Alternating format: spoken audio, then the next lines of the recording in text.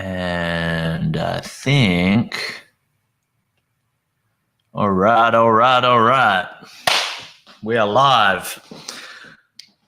Ladies and gentlemen, whether you're tuning in live or whether you're watching the replay, my name's Glenn Carlson. Thanks for tuning in. This is my prepper series on how I'm preparing for a recession. Now, this is not meant to be, what is that? Not meant to be a doomsday type of a jam.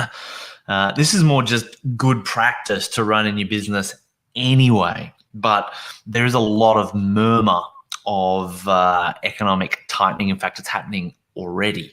And my experience, having built my business from the very depths of the global financial crisis back in sort of 2009, 2010 and beyond, brought it back here to Australia, etc. There's a lot we've learned that I want to share because, as you must know, there's a lot of great opportunity when there's, the proverbial blood on the streets, so to speak. So this isn't about being alarmist. It's about being smart. Okay, Carl, how you doing? And if you are just tuning in, this is episode 3. So this is a multi-part series. And if you go back through, if it depends how you're watching this, Periscope, YouTube, Facebook, but pretty much on any of those, if you scroll back up or down, you'll find the original ones and you can kind of catch up. So here's also what I would ask. Again, if you're watching this on the replay, I'm going to have this entire series cut up and condensed into a special report, just an exercise in repurposing content. So if you would like that special report, you just need to hit me up in the comments below. And again, even if you're watching this in a replay, you can do that. We'll see the comments, we'll keep a note, and we'll send that out to you when it gets done. Hey, Carl, last time you were on, you mentioned you ran one of those little, whatchamacallits. What was it called again? Because I was going to do a shout out for it, but now I forgot what it's called. It's like a group. Watch me. Hit me up in the comments and I'll bring it up. All right. So just as a quick review for everyone, essentially what we're doing here is I'm taking you through my approach to just running damn good business, but also preparing for a crash. The first live I did was about building a cash buffer. The second was about reducing costs. This is all about reducing complexity. Then later we're going to get into automation and assets, not on this one, then standing out, and then how to get help, but also who can you help. Understanding who you can help is super important when things tighten up. So that's what we're doing, yo. All right, so for those of you that know a little bit about my story, started the Key Person of Influence program in London back in like late 2009, early 2010. Brought it to Australia in 2011. So the UK and Europe was still very much rocking from the global financial crisis. Launched here in Australia, nowhere near the same level of pain that we're experiencing. We had a resources boom. Everything was looking good. The watch party, right? So here's what I encourage. I would love it if someone watching this would click watch party and just see what the freaking hell happens. I've never done a watch party. Carl did it yesterday on one of the things I was doing. And it worked really well. So if you guys are up for doing a watch party, that's really cool. What I'm going to be going through in this Facebook Live, I'm going to be going through the 7 steps to building efficiency in your business and how to go about thinking about it. But I was just kind of sharing my story. My DNA is sales and marketing. Right? It's what I'm good at. It's what I'm great at. It's what our entire program, the Key Person of Influence program, is built around. It's built around helping people stand out, scale up, accelerate their entrepreneurial journey. And I was good at that. It's what I've been doing for ages. What I had not prepared for, understood, sorry, I'm trying to turn that off. What I had not prepared for or understood is the nightmare of growth and the cost of growth and the stress of growth and the management and the complexity and the layers and the, like, talk about taking a fish out of water and taking a dude so far away from his mojo. Almost killed us, like proper almost blew the business right up. We went from doing sort of 0 to 4 million in revenue in a couple of years, third fastest growing company in Australia in 3 years. We expanded from London to Melbourne, Sydney, Brisbane, Singapore, Tampa. We're now just about, we've kept going. We're now about to open in Toronto, Birmingham. So it's just up it goes. Now, here's the problem with that.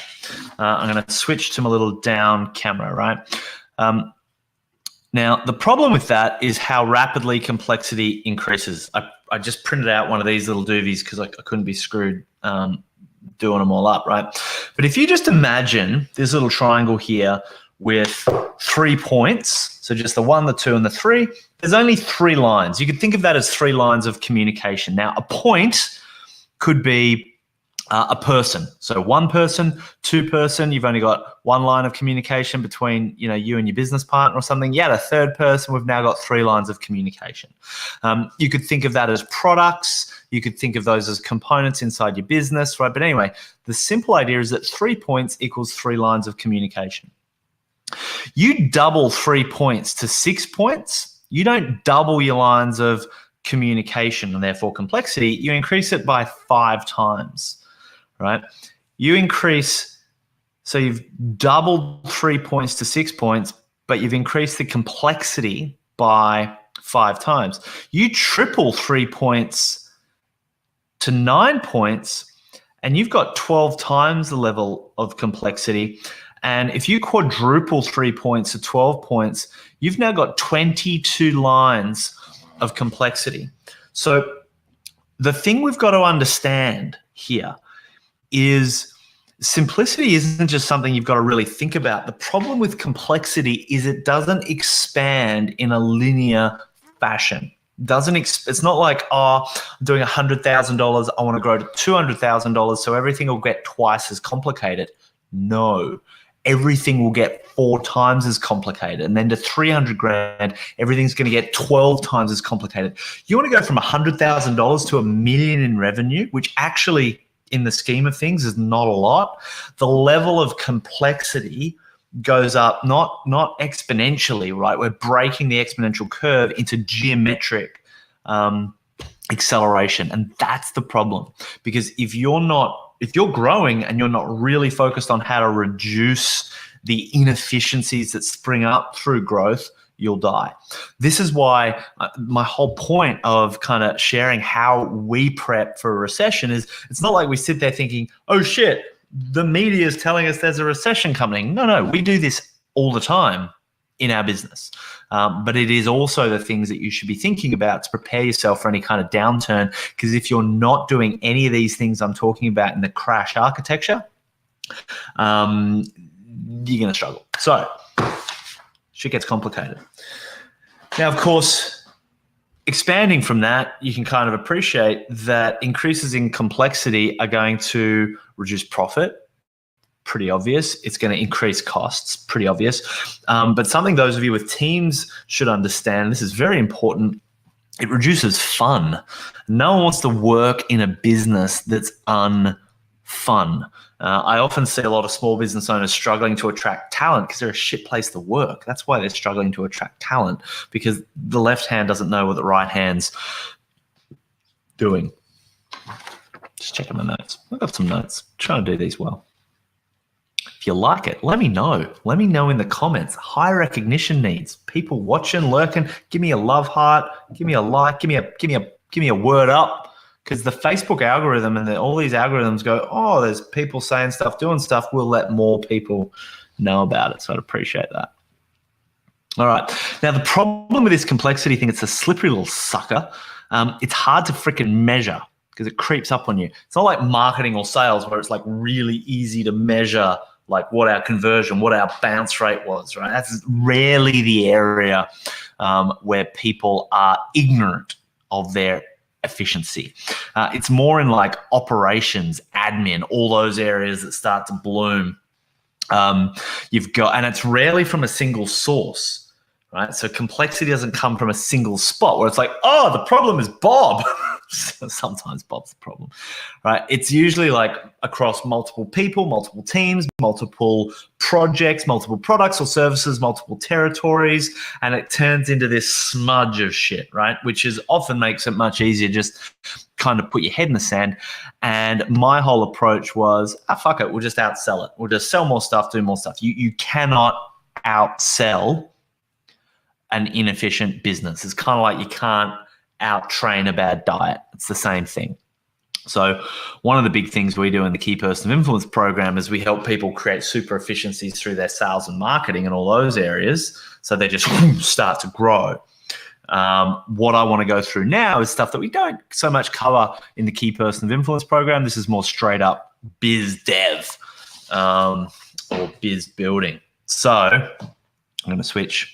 Too close for missiles. Switching to guns. There we go. All right. So I'm going to go through my 7 steps to kill inefficiency dead. Let's go through it. And by the way, I should also say that I'm not so much talking about complexity everywhere, right? So you might have something that you're really good at that's complicated in the way you deliver it. Right. So I would say like lawyers, what they do is complicated. When we started our business, we were doing big sort of 500,000 person events, lots of moving parts, promotion, delivery, the presenting. That's a complicated mechanism. I'm doing this on a Mac computer. That's a complicated freaking thing, right? So I'm not saying that all complexity is bad. Complexity is fine if you're looking at it with intention going, this is awesome. This is going to help people. This is going to solve problems. This is part of our competitive advantage. All that kind of complexity, spot on. It's all the evil complexity, the good and bad or the bad complexity that we're trying to get rid of. All right, so let me go and kind of just go through this and touch on my first step. The first step is know thy outcome. Now, that might sound kind of obvious, know the outcome, but here's the thing. When we start going through some of these other steps, if you and your team aren't constantly coming back to the question, what are we actually trying to get done here? What's the outcome? All of a sudden, we can start having processes, certainly legacy stuff that we were doing a year, 2 year, 3 year, 4 year, 5 year, 6 year, 7 years ago, that's kind of still happening. And it's not until we examine it from the perspective of, hang on a minute, what are we trying to get done here, where we can see that process does not serve the outcome. And the outcome should always be coming from the customer. Like what is the result? What is the outcome you're trying to achieve for your customer? And does this person, does this system, does this process, does this piece of technology or widget or subscription or any of this sort of shit that we've kind of built into the business, does that directly serve that outcome, right? So if you're unclear on the outcome, you can start building processes for processes' sake and efficiencies for efficiency's sake. And I find that's where you get just people doing shit. You get a really inefficient culture inside the business. So always start with this concept of, what are we trying to get done? What is the experience and the result we're trying to deliver for our customer? And then looking at everything that we're going to be talking about in the rest of the video through that particular lens. And look, there's an example on that I kind of mentioned in my last video on cost cutting, which is macadamia nuts, right? So I wanted to upgrade the little things that people ate at conferences from those shitty mints to macadamia nuts. A year later, I turned around and somehow we're spending it was $26,000 or $36,000. It was a ridiculous amount of money on nuts. And I'm like, whoa. And I was trying to create a lovely experience for our delegates. And I'm like, what do my delegates want? Well, they want us to produce them to become key people of influence. They're not there for the nuts. So we got rid of the nuts, right? So understanding the outcome, whereas, if I was a restaurant or, I don't know, something other than what we do, potentially that experience of like the nuts and the warm and fuzzies would actually matter. our clients would rather us keep the price for what we do low and affordable and accessible, as opposed to having all these super frills around it and having to charge 50 grand for the thing. So step one, know thy outcome. I'm going to switch back. The second is understand your high value activities. HVA stands for high value activities or actions. Now, of course, all of those are going to come from knowing the outcome. And so high value activities or actions come from a 3-year plan. So we recommend that you work on a 3-year plan and get really clear on where do you want to be from a culture point of view, from a brand point of view, from a financial metrics point of view, any way you can cut it. Get a really clear picture on where you want to be in 3 years' time. Then what we do is we break it down where every single person on the team has a quarterly rock. Now, for those of you that have not come across Stephen Covey, he uses this really cool analogy of rocks, where he's like, let's say you've got all these rocks and all this dirt and all this sand, and you put all the sand and all the dirt and all the pebbles and all the shit into this vase, and then you put the rocks. Now, the rocks are metaphors for the most important things, the essential things. If you put all the dirt and the sand in and try and fit in the rocks don't fit. So you pour it all out. If you put the big rocks in first, then you put in the sand and the shells and the pebbles and all the little things, shake it all around, then the vast majority of all that other stuff fits in as well. And like the handful of stuff that doesn't, well, it's the shit that doesn't matter anyway. So kind of who cares, you know what I mean? So we use this language of rocks. What are the most important things? And I get every single person on my team to be thinking about what are the 3 things, and this is, you want to write this down. What are the 3 things that if I achieve those 3 things and only those 3 things in the next 3 months, I would be successful in my role and the business would be successful on its mission. What are the 3 things that if I did those 3 things and only those 3 things, or achieve those 3 things and only those 3 things, I would be successful in my role, I'd get kudos, and the business would be successful in its mission. What that does is it creates intense focus. And people talk about prioritizing and all that sort of shit, but it's like, how do you prioritize? Well, that's how you prioritize. Now, we go through and we create our rocks as a team so we can make sure that each team member's rocks all coalesce and come together, that, okay, if we all achieve those rocks, the company achieves its rocks and its goals. So my job as the founder, as the visionary, as the key person of influence, is to set the company outcome. And then the team collaborate to work out what are their 3 most important rocks, that if they only did that. Now, here's the thing. Someone doesn't achieve a rock, it clicks straight into a performance management process, right? Rocks are non-negotiable, right? That's why you can succeed at your role by just doing those 3 things and those 3 things well, which means that the team don't need to get pulled down into the minutia. There's also the metaphorical gun to their head going, you need to not get caught up in bullshit and allow other things, non-important things, to get in the way of those rocks. You don't hit those rocks, we have to start having conversations about whether or not you should be working here, which means if they start pulled in all these other directions away from the most important things that everybody else in the company understands, knows, and that's pushing all in the right direction, they're going to build better protection for themselves, for their own self-preservation, and connected to the mission. I believe in the carrot and the stick. We find that to be super useful as well. And then finally, there's the one thing, right? So our manager, I don't do this, but our manager checks in and goes, what's the one thing for the week?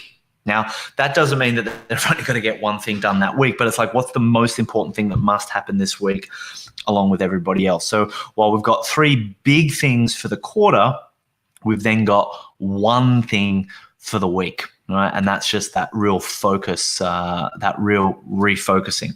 So we find that those 2 things are the 2 foundational building blocks that end up killing inefficiency, right? So now let's continue down here.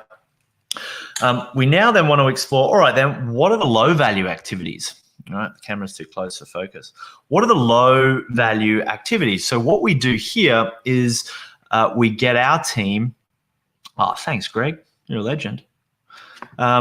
We get our team to go through and make a list of what are the hassles, what are the headaches, what's the dumb shit, what's the stuff that's getting in their way of achieving their high value activities, right? And this is an ongoing process. We recommend you do this every single quarter. This is what we do. And that works really well. We end up identifying a whole bunch of hassles. So an example from our business about, I can't exactly remember, not good with dates, 2 years ago now, we ran that in one of our quarterly reviews, and like, I don't know, 70% of the team came back and said one of their biggest hassles was the office and commuting. Like commuting was the hassle.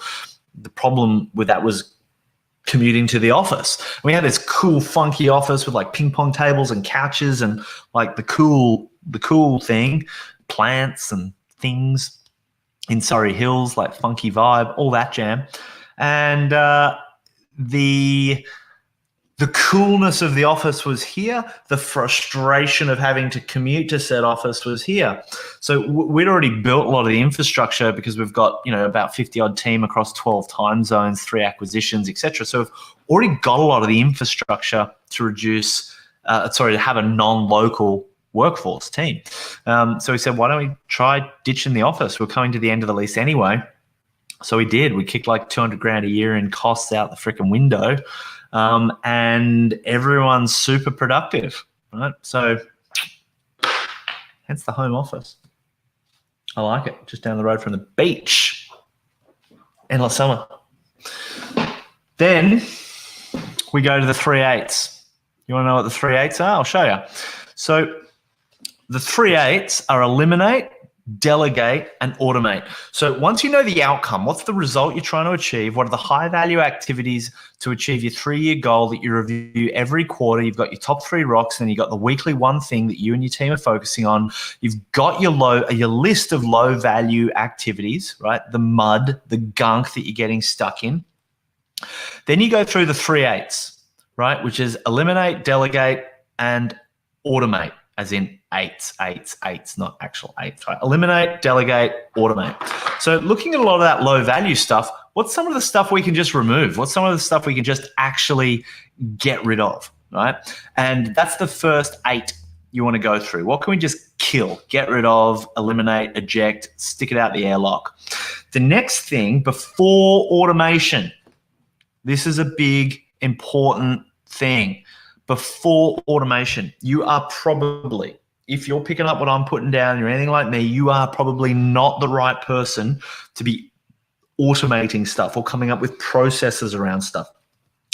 Your team are better at that. And even if you're like, but Glenn, I don't have a team yet, it's like your executive assistant, your EA, your part-time virtual assistant.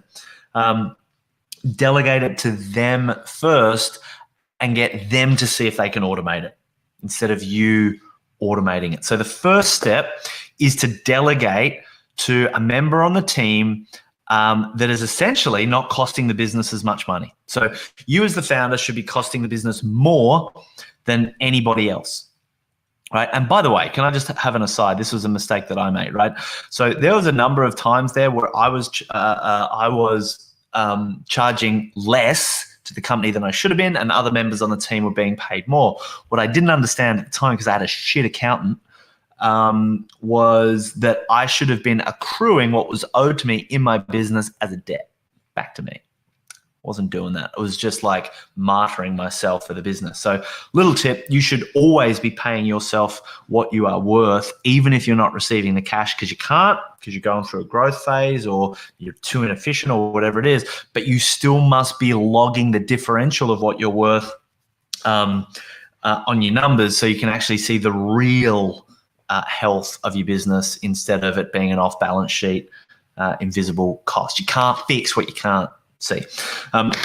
So delegate it to someone on your team that is not as expensive as you. Or if you've got someone on your team that's expensive, get someone else on your team that's less expensive to do some of the stuff that they're getting bogged down in and sort of down at flows. So most of my team have virtual assistants that they can use to do some of the functional stuff so they can be more effective and get more high value stuff done, which is really cool. So they're the 3 8s. Step 1, eliminate it. Step 2, delegate it.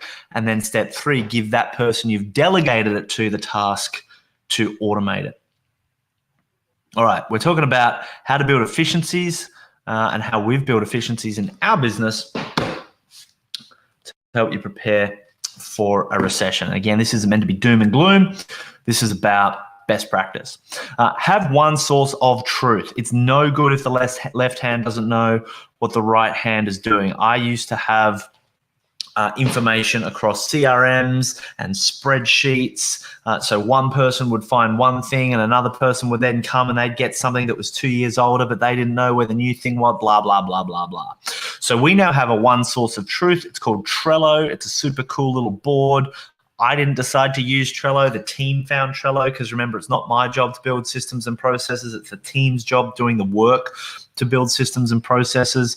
In fact, Jack Welsh from GE was a huge advocate of the fact that like your people know what the problems are, empower them to fix it. In the same way, I empower my team to build the processes, etc. So having Trello as our one source of truth, right? If you haven't checked out Trello, I highly recommend checking it out. Rena, who's our head of operations, she started out as my EA, has gone through and built every single system and process into that freaking thing. It's amazing. With a simple search, we can find the latest and greatest documents. It links to Dropbox. We can see workflows, what happens when we set up an event, what happens, what kind of printing is needed, how Rena manages my inbox and all the rules around that, like on and on and on. Every single thing has a Trello board and a process attached to it. It's super, super easy to update and add new stuff. So it's a living, breathing set of documents rather than stuff that you're never going to use. So having one source of truth, super, super important. The second is to avoid trial and error. I'll just switch back down again there now. So by avoiding trial and error, I mean, this is one of the 3 things. Glad you're digging it, Jonathan. One for the bullet journal, but bam. So one of the things I encourage avoiding is trial and error. Think of like Navy SEALs, right? My cousin's an ex-Australian SAS. They would access best practice to master how to clear a room because trial and error will kill you. I'm here to say that trial and error will also kill you in small business. One of the reasons that we built Dent, we built the Key Person of Influence program and everything that we do is to kind of give business owners a shortcut to best practice, essentially. And by the way, let me just take a moment. If you're new to me and what we do, and I'm talking about like becoming a key person of influence, and you're like, what the hell? I encourage you to check out KPIwebinar.com, right? And KPI webinar, by the way, if we come back to what we're actually talking about, big picture over this series about the crash methodology. So creating a cash buffer, reducing cost and complexity, which is what we're doing now, creating automation and assets, standing out. This part here, right? When you stand out as the go-to person in your industry, where you just show up as the obvious choice, everything gets easier and everything gets cheaper. And I'm going to put it to you that is one of the most important things you could do to prepare for a recession, because everyone else gets invisible. Money tightens up, but money's still flowing. Make no mistake. People still need the stuff you've got. But if there's a lot of competition in your space, you showing up as the obvious first go-to choice is going to do wonders for your ability to stay fiscally healthy as things tighten up as well. So check out KPIwebinar.com. We've been doing it for almost a decade. We've worked with over 3,000 clients. Like, we produce key people of influence. It's what we do. We're good at it. Those businesses do well. I encourage you to check that out if you haven't already. So I'm just going to switch back to this now. Yeah, so avoid trial and error, right? And that means, get yourself into an environment like ours. Find someone who's running an efficient business, but more importantly, don't just like waste quarter by quarter by quarter by quarter by quarter trying to do this shit yourself. And finally, that's it. Culture is everything. I'm gonna circle this. Culture is everything. In fact, a buddy of mine wrote the book called Culture is Anything. Tristan White, encourage you to check it out. So what do I mean by culture is everything? Well, and look, most of you tuning in here are going to have smallish businesses, right? Typically, my audience is anywhere between 1 to sort of 15 employees in that sort of spectrum. However, having a culture of efficiency, having a culture of profit first, having a culture of, we're here to serve the world, but we're also here to make some money. And part of that making money is about efficiency. Now, a few of the things that I've found that help improve that culture, the first and probably the most important is transparency. For a few years now, my team have full access to our P&L, our balance sheet, and our cash flow. We're teaching them how to use it every single quarter, better and better and better. It doesn't happen straight away. It took me years to learn how to read those freaking things. And there's transparency, right? Every single week, we catch up on our weekly pulse, right? And we talk about what processes have we improved? What things have we how have we saved money? How have we created some different efficiencies? And if you go back up to the previous video on this, you'll see how kind of like cutting costs and creating efficiencies kind of go hand in hand.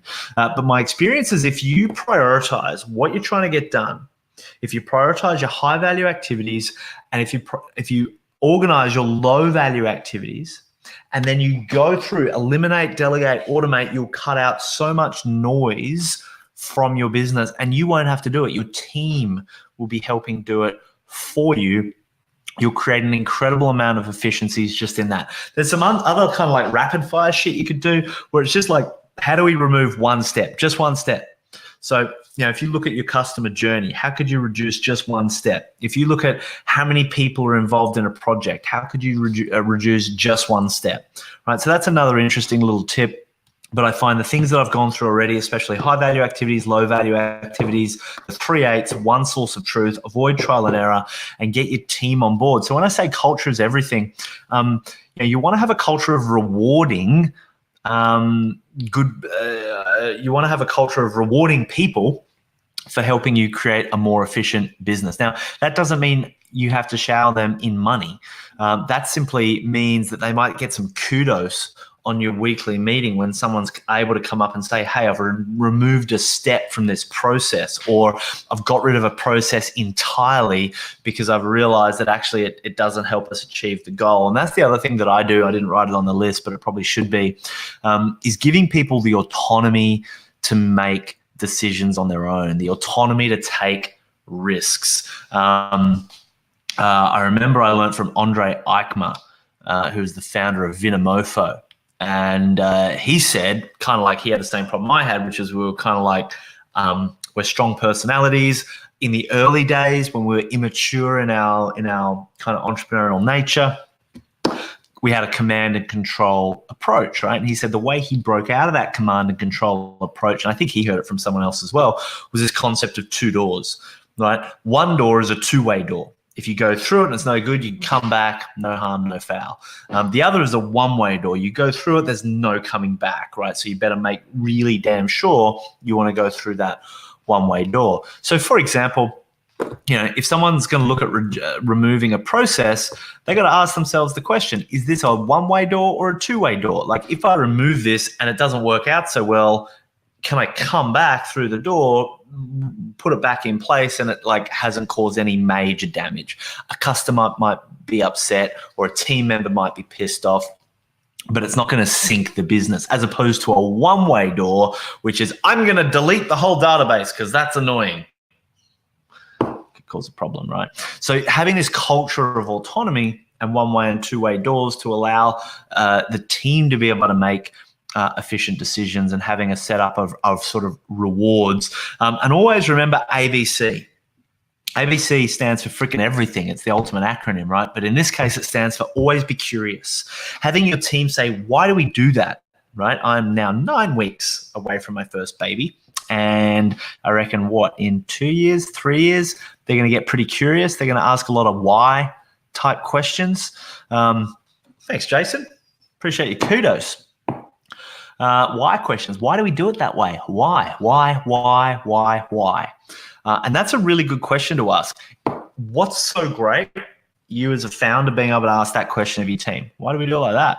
Why do we do it like that? Like, because you're not the one saying why it's being done like that. You're asking the team why it's being done like that and asking them the question, is there a better way to help achieve that outcome? So in quick summary, and if you've got any questions, hit me up in the questions box and I'll be happy to try and answer any questions on the fly. This is a bit of a longer one, right? But we've kind of gone through. Let me get rid of that. You're a legend, Jason. Right, 7 steps to killing inefficiency dead. First is know the outcome. What are you actually trying to achieve as an organization for your customers? And reverse engineering your high-value activities through a 3-year plan, your quarterly rocks, and the weekly one thing. Getting a big list of your low-value activities and then applying the 3/8. Eliminate it first, delegate it second, and then get who you've delegated it to automate it, and repeat that process every single quarter. Ensure there's one source of truth. We love Trello. Avoid trial and error. Get yourself on kpiwebinar.com. Get yourself in a high-performance environment of business owners and leaders that can share best practice, and build this into your culture. Cost saving isn't a grind. It's something that you want to be doing and rewarding and encouraging every single week, and have the whole team brought to life through the culture of it. So that brings us... We've talked about cash buffer. We've talked about reducing costs and complexity. Next, I'm going to be talking about, I've kind of talked about automation. We're going to talk about assets. Then we're going to be talking about standing out. And we're going to be talking about partnerships and finding out who can you most help. This is my kind of abridged so I guess it's a bit of an extended masterclass really on how we're preparing for a recession. It's really not about us preparing for a recession. It's really just the stuff that we do all the time to make sure that we've got efficiencies and that we're cashed up. We're more cashed up than we've ever been. So if the market tightens, I'm happy because I know my competition are going to struggle because they probably ain't watching my videos. So look, if you got any questions, whether you're watching this live or in the replay, hit me up in the comments. I check all the questions both during it as best as I can and also afterwards as well. So if you've got any questions or if you've got any best practice that you've found works really well, and this is important for me, hit it up in the comments below. I'm going to be condensing all of this series into a PDF white paper, like a special report, just consolidating all this into some checklists and some dot points and some reminders. If that's something that you would like to have access to, make sure you let me know in the comments below and we'll tag you in our list. And finally, of course, if you haven't yet checked out kpiwebinar.com and gone through my kind of hour and 10-minute masterclass on becoming that go-to person in your industry, that key person of influence. That's what KPI stands for. Without a doubt, the fastest way to improve your KPIs is to become a KPI. The fastest way to improve your key performance indicators is to become a key person of influence. So check out kpiwebinar.com. Man, that's all from me from a Sunday. I'm off to bed. Ladies and gentlemen, as always, thank you, Bradley. Appreciate you. Be brave. Have fun. Let's go make a dent in the universe, ladies and gentlemen.